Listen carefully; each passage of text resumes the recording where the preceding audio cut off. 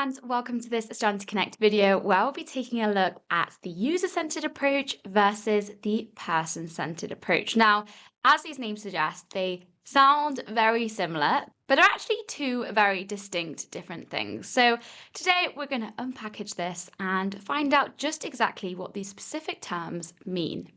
So first of all, let's take a look at user-centered.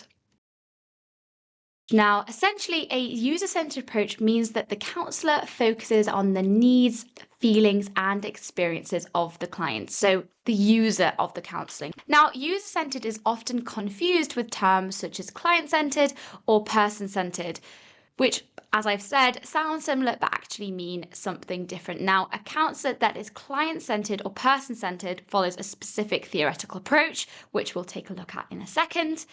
On the other hand, all counsellors should be user-centered, no matter what approach to counselling they follow. They should all be user-centered.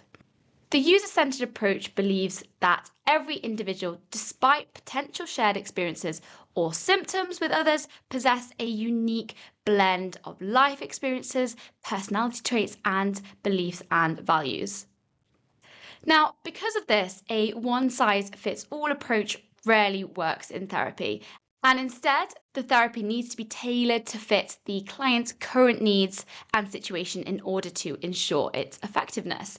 Now, employing a user-centered approach means that the counsellor keeps the client at the heart of the counselling at all times. And this means listening carefully to the client, understanding their unique situation, and working together with them to help make that change. Now, when employing a user-centered approach, the client should decide what they would like to focus on in the counselling sessions. So, for example, overcoming anxiety or coping with the loss of a loved one, rather than that being driven or decided by the counsellor. So I think the key takeaway here is that the user-centered approach is a unique, tailored approach to counselling that focuses on the client's needs, and all counsellors should be user-centered. So now let's take a look at what person-centered means. So in counselling, there are several major theories or schools of thoughts that counsellors use to guide their work with clients. Now, each counselling theory provides a different way of understanding the client, their issues, and a different framework for how to help them. Now, the person-centered approach is one of these major counselling theories, so it's a specific approach to counselling.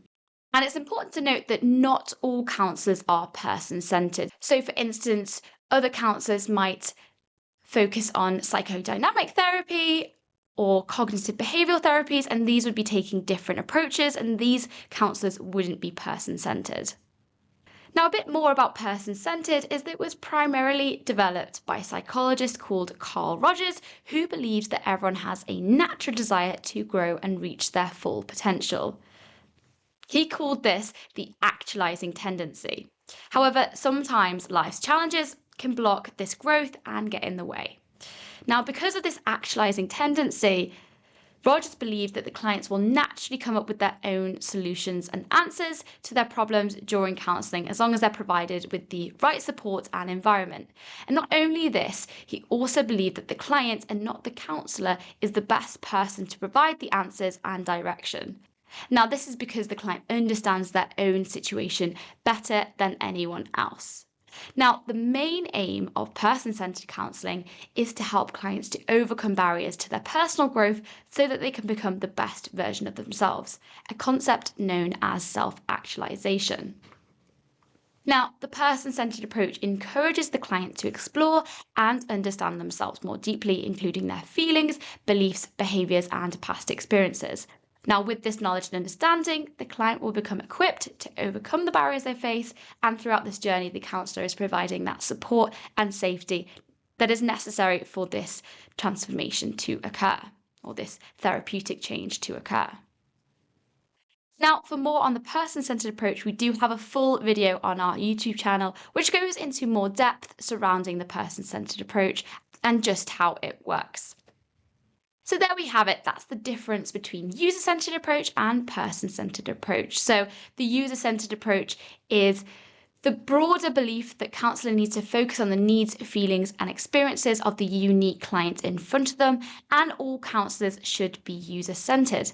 Now, the person-centred approach in opposition is a specific theoretical approach to counselling, and not all counsellors are person-centred. So I hope you found this video helpful, and be sure to check out more of our YouTube videos on our channel. Thanks for watching.